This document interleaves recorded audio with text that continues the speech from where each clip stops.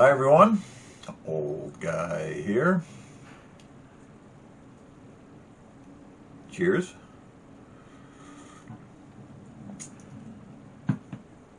Well, the cold days are upon us, the long dark nights, the bleak winter of the soul. So I decided to launch the season with a book about Siberia. Well, it's not really about Siberia. It's a book about a rather extraordinary man who you think you know, but you don't. Now, most of us bon vivant modern people, sophisticates, hear the name George Kennan and say, ah yes, a wizard of Armageddon.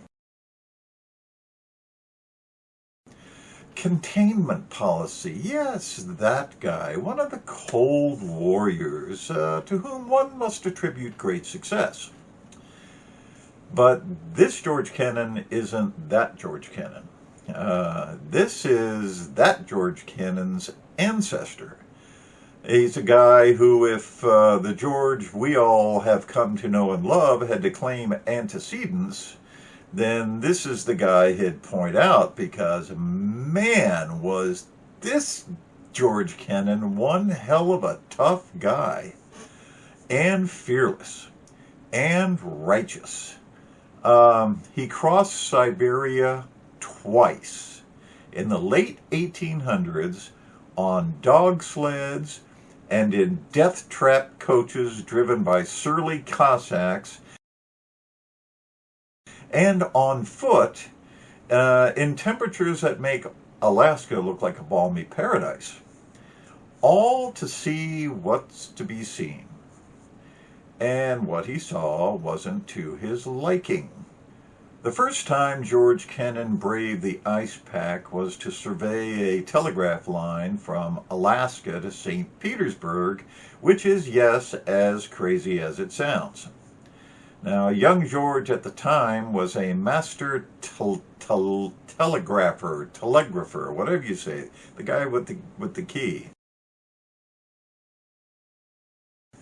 who was driven almost to collapse handling all the telegraph traffic during the Civil War. So he decided he needed a break from that and joined this expedition. I don't know if this is commentary on how tough the Civil War job was, or how crazy George was. Probably a combination of both. Anyway, George signs on, goes to Siberia, and spends the next few months trying not to die, while doing his job, only to find the transatlantic cable has rendered all of his efforts for naught.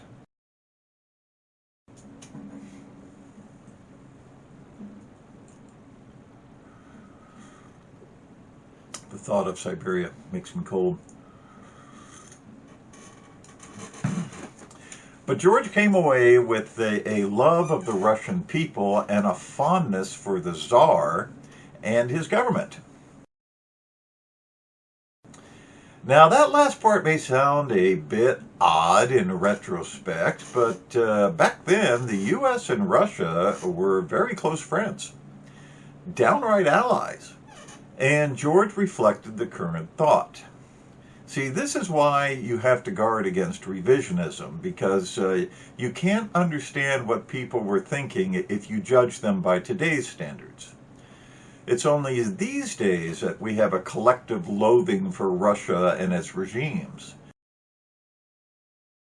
But George Kennan is one of the persons who helped change our minds about the place. What? Why? I thought he loved Russia. Well, he did, until he went back to defend the Russian exile system of punishment and had his mind changed. See, during his first trip, which he immortalized in his book called Tent Life in the Siberia, George occasionally ran across chain gangs of Russian convicts on their way to various Siberian prisons, exile towns, or mines. Now, he concluded that this system was far more humane than what a lot of other countries did to their prisoners. And when he heard persons in the West disparage the Russian exile system, he became incensed and returned to Russia as a journalist to write articles defending it. Then he followed some convict convoys out to the mines, and what he saw horrified him. What you will read in this book will horrify you, because this Russian system is nothing short of extermination of political prisoners and dissidents, and maybe the occasional real criminal by a combination of deprivation, exposure, and downright murder. The prison conditions are abominable, worse than anything you ever read in Dickens, things that make the black hole of Calcutta look positively benign, as the cruelty of the Russian government flexes against anyone it chooses to, in the most arbitrary of manners.